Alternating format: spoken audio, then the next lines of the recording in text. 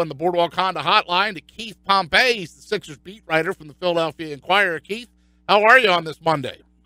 Hey, I'm doing well. How you guys doing? We're doing okay. I know there was no Pitt in the NCAA tournament and no Temple in the NCAA tournament. So who do we root for, Keith? Hey, Pitt and Temple probably went to the Sweet 16 the way these teams are playing. I don't know that I can say that about Temple. They lost to Penn State in the NIT. Oh, well, maybe not. Maybe Penn State will go to the Final Four. Only playing. So, you guys all right, though? Yeah, we're doing good, and we want to talk a little Sixers with you because this is a big week for them. It's certainly a winnable game tonight, and I know Brett Brown talking about his team, and you wrote about this at Philly.com, trying to have more of a playoff atmosphere, a playoff mind. What does he mean when he says that, Keith? You know, I mean, if you think about it, you know, right now, if you look and you see how the Indiana Pacers played the Sixers, you know, they came at them. You know, they were tough. They were hard-nosed, rough. I mean, they played like a rugged style of ball. And whereas the Sixers, you know, they're coming out and they're playing these teams and they should just blow them away. But what they're doing is they're just going through the motions, it seems like. And they're doing just enough to win. You know, Robert Covington has been playing well. But when you look at it, it's kind of like his teammates really don't turn it on into the fourth quarter. And I think that, you know, right now, as far as the playoff mentality, you have to step up the intensity. And the Sixers aren't doing that. They're just doing enough to get by against struggling ball clubs. Yeah, Sixers with 14 games left in the regular season. And, of course, 9 of those 14 games come at the Wells Fargo Center where they've been very, very good. And the teams that they're playing, there's only 4 teams that have winning records out of that. So when I say winnable basketball games, these are the games they're supposed to win. Yeah, exactly. And that's the thing. I mean, these are games that they're not only supposed to win when you think about it. You know, everyone talks about how Joel Embiid needs some rest. J.J. Redick needs some rest. And basically the best way to rest them, as opposed to just sitting them out a game, is just, hey, we go out here, we handle our business in the first half, you play like 3 quarters, and then the fourth quarter you just rest up. And they should be able to do that against some of these teams on their schedule. And, you know, right now everything is in position for them to make it far in the playoffs. Excuse me, not far in the playoffs, make it up like in the seedings as a top 4 seed. They have the easiest remaining record. But as long as you keep playing the way you're playing, you know, you're going to make all these games a fight. And that's something that they shouldn't be. They should be resting starters in the fourth quarters against some of this competition that they're playing. Keith Pompey with us. Since you brought up Joel Embiid, he's played in 57 of the Sixers' 68 games this season, including the last 13 straight. So those issues with back-to-backs or his stamina, although they are 35-22 with him in the lineup and only 3-8 without him. So when you say rest, that's why you're saying find a way to get him the rest without necessarily sitting him down for the night. Are you seeing signs of fatigue out of Joel Embiid?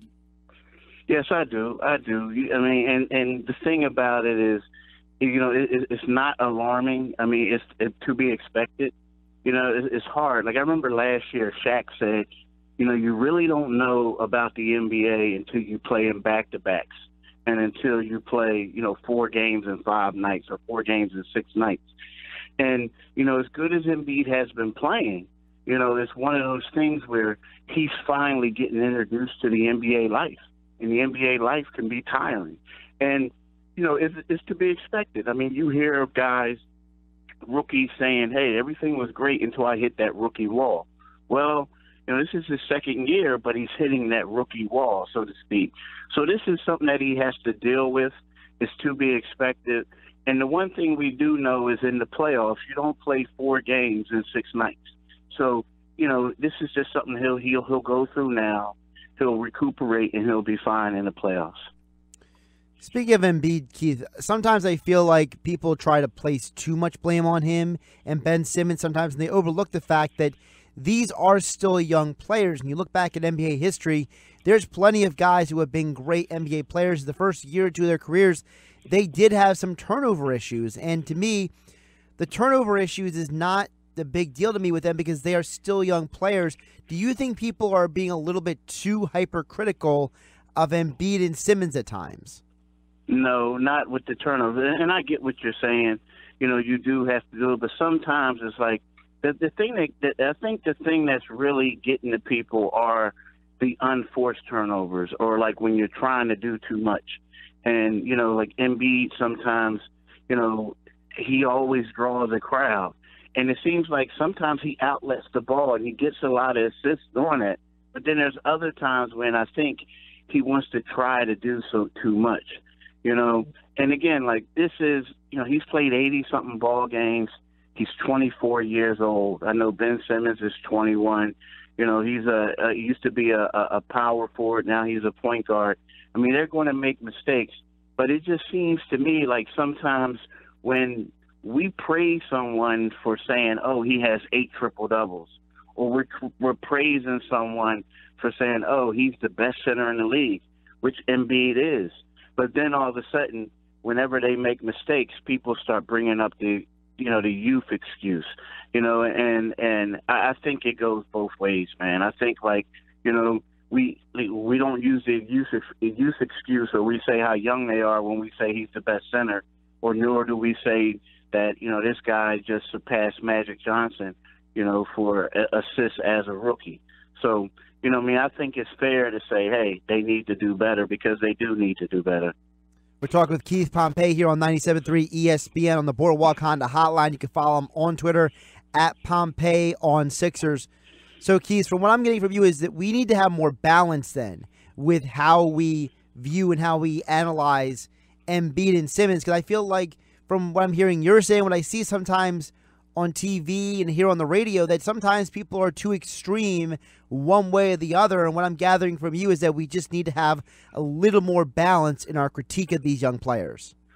Not quite that. All I'm just saying is it's just that, I mean, I guess you can say it that way. I guess you can. What I'm just saying is, it's like, they make mistakes. And everyone talks about, it's a young team making mistakes. But this team isn't as young as it was a couple years ago. You know what I mean? Like like Markelle Fultz is 19. That's a young guy. Joel Embiid is 24. And I get the fact that he's only played in 80-something games in the NBA, but he's not a young guy anymore. And then not only that, they're not the only ones making turnovers.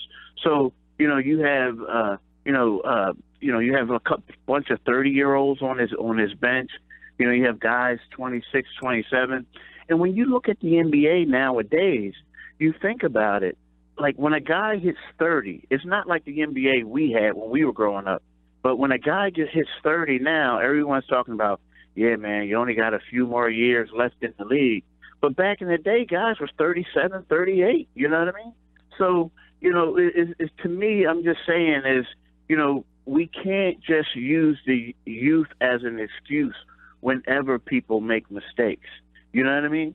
Because there are younger point guards and there are younger teams out there that don't make the same mistakes. That's all I'm saying. Gotcha. Keith, the Sixers right now 38-30. They're a game behind both the Wizards and Pacers, a game and a half behind the Cavaliers. What is a reasonable expectation for this team moving up and down the playoff ladder as we go down the stretch here? If you look at the schedule is great for the Sixers right now, and great in regards to winnable games. The Sixers have been extremely dominant at home. We know that. And they only play 4 winning teams the rest of the schedule, and all 4 of those teams at home. Not to put pressure on the Sixers, but I think that it will be a disappointment if the Sixers don't get the 4th seed. Because look at their schedule. I mean, the other teams, we're talking about the Washington Wizards, we're talking about the Indiana Pacers. I mean, the Pacers still have to play Golden State twice. So, these are the 2 teams that the Sixers are battling with for that top 4 spot. So I think that, the Sixers, not getting a top 4 spot with their easy schedule would be a disappointment. What is the team that you think they are going to be most, not say easy, because obviously nothing is really easy when you're making a playoff hunt, but what is the team that you think is most susceptible, let's say, to them jumping? Is it the Pacers? Is it the Wizards? Or is it even the Cavs who are now dealing with a coaching change?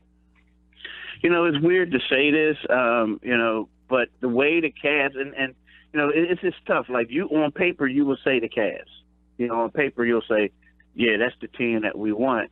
But we all know the Cavs, although they did make some trades and they have some young guys, they know what it's like to play playoff basketball. So you expect LeBron James and the other guys to step up. You expect Kevin Love to come back. You expect the coach to come back. So that's the tough one. Now, you look at the Washington Wizards.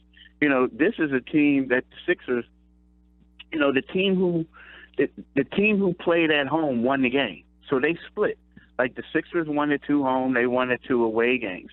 So that could be a pretty good matchup. Indiana, the thing about Indiana, I think that they could play with Indiana. The thing about it is they just have to play a little bit more tougher against them because Indiana brings that physical brand of basketball. I think Washington and Cleveland will bring it too. But Indiana, they have like Miles Turner. He is not Embiid, but he has pretty good games against Embiid. They have other guys. They have Trevor Booker now, who the last time they played the Sixers, Booker used to play with the Sixers. It looked like he took it personal, man. He was shoving people, knocking them around. So that's the team that if I'm the 76ers, I don't want to face. The Cavs, you still have to give Cavs credit because of, the pedigree that they have. So, I'm thinking if the Sixers could get the 4 and Washington has a 5, that's great for them. I do not see them beating Toronto. I do not see them beating Boston. So I think a 4 and 5 against Washington would be good for them. Keith, Josh was asking about the youth on the team, and you went right to 19-year-old Markelle Fultz. Let's get into that a little bit because I know you wrote about him. A, do you think he's going to play this season? And B, can you remember a time where there's been a more ongoing situation with a young player? Like, what is going on? Yeah, think back to last year to answer your second question with Ben Simmons. There was reports coming out of ESPN that, Ben Simmons was going to return right before the All-Star game.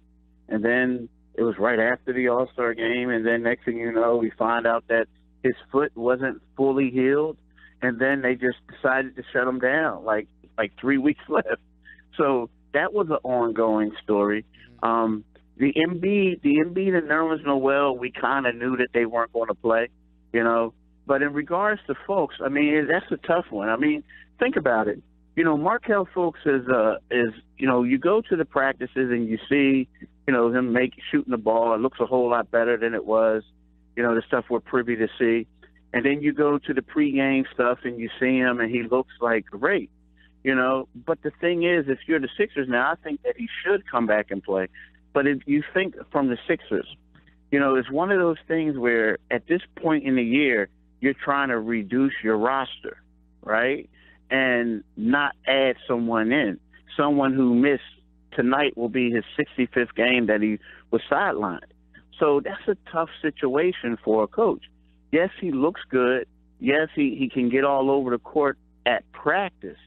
But in your mind, you're thinking like playoff basketball and basketball in March is a different animal. I kind of feel like if Markelle would have came back, let's say 3 weeks ago, that everything would have been okay, that there wouldn't have been any apprehension. But you have to believe that behind closed doors that these are some of the things that the Sixers coaching staff are thinking about, because with him being at the top overall pick, you can't say, okay, Markelle, you're active, but you're just going to sit at the end of the bench. It's one of those things. He's going to have to play at least 10 minutes a game. So if he can do it, it's great. But if he can't, it's kind of like, it's just something that they just don't want to deal with. And you're right about it's a time when NBA teams tighten up their rotation, not expand it, that you take minutes from some of their rotation players already. And, players do get into like, what's my role? What am I doing? They're creatures of habit. And then I thought the strongest sentence you wrote was that the Fultz would be learning in-game realities on the fly. Yeah, exactly. And that's tough. That's tough. And not only that, this is a delicate situation. Now, again, if he's strong enough to do it, and I'm hearing like, you know, the guy is raring to go, but if he's strong enough to do it, he can deal with it. But, you know, it's not going to be as easy as, you know, these drills that we see him doing pregame. You know, you're going to have guys, and let's face it, some of the guys that he goes up against in practice, he's a better basketball player than they are. But he's going to step on the floor.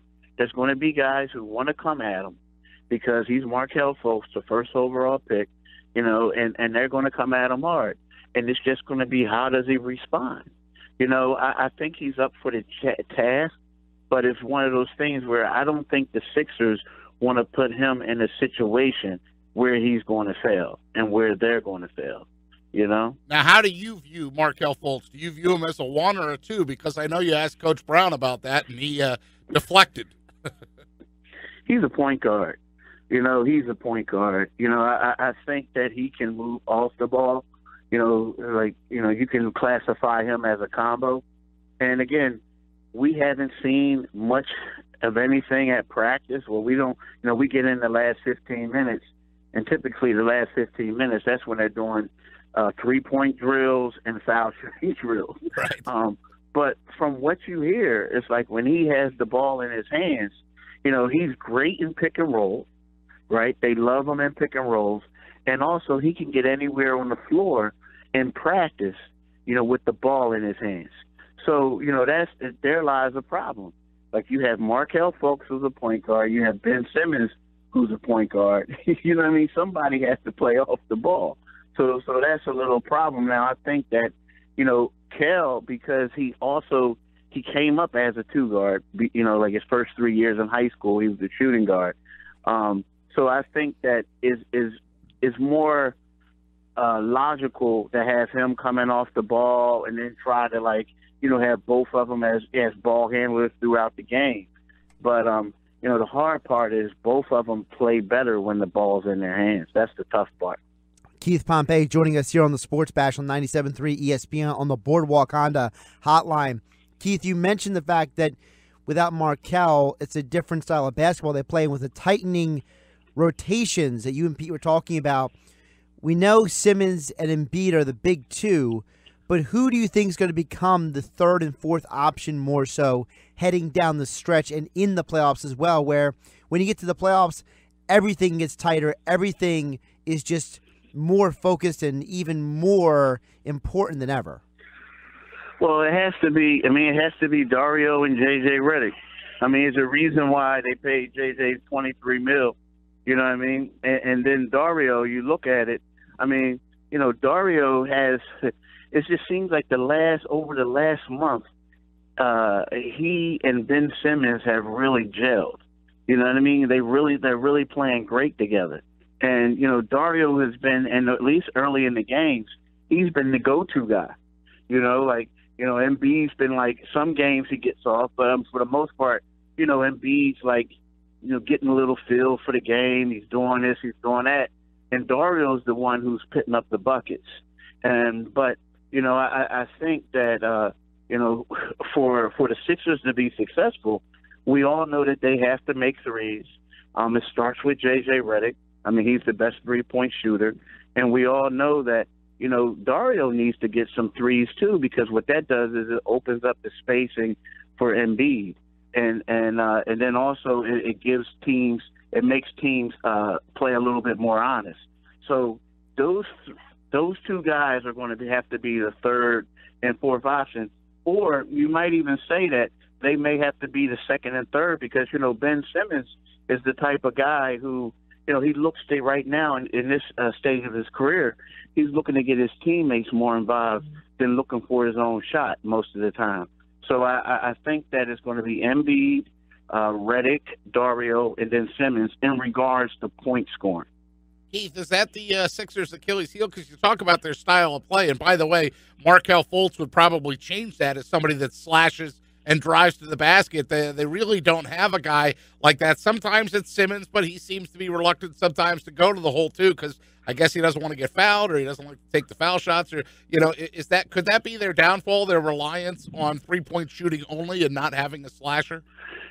And see, that's the intriguing part about, like you said, Markelle Fultz. You know what I mean? That's the one thing I think where if they make it, if they make the decision to play him, it's going to be because of that. You know, yes and no. It's kind of weird when we say that. Like, this team has won 38 games this year, basically without that type of player. You know. So, and the thing about it is when you have a guy like Embiid, he's a beast. So he's the type of guy that when he gets the ball, he draws a crowd. And so, what that does is he can push it out and kick it to somebody who's going to get that shot. The makeup of this team is completely different than other squads just because, they have a guy like Embiid who's the leader of the team. And typically teams have ISO guards who are the quote-unquote, alpha dog on the squad. But I understand what you're saying. Like, sometimes it also does help to have someone who can create their own shot. And, that's the intriguing thing about Markelle Fultz at this particular time. Keith Pompey with us on the Boardwalk Honda Hotline. Keith, we love your insight and always love catching up with you. We appreciate your time so much. Thank you, pal. Thanks, man. I'm glad you're feeling better, buddy. Yeah, doing okay, man. No stones for me. Keith Pompey. Pompey on Sixers is his Twitter handle, and make sure you follow him there. And also